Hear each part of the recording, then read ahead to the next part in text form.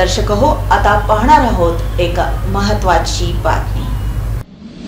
सोलापूर जिल्ह्याला वरदान असणाऱ्या भीमा सीना नद्यांना आता महापूर आलाय। गेल्या 5 दिवसापासून सुरू असलेल्या मुसळधार पावसामुळे शेती पिकाचं मोठ्या प्रमाणात नुकसान झालंय। उजनी धरणातून भीमा नदीमध्ये सुमारे 1.25 लाख क्युसेक पाणी सोडल्यामुळे पंढरपूरला पुन्हा एकदा पुराचा धोका निर्माण झालाय।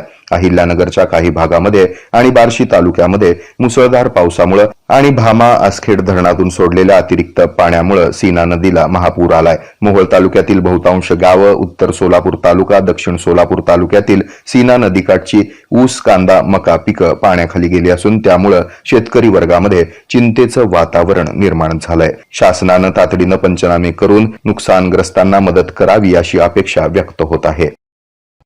हे आहे मेट्रोकास्ट केबल नेटवर्क आणि आपण पाहत आहात द न्यूज प्लस बरच काही।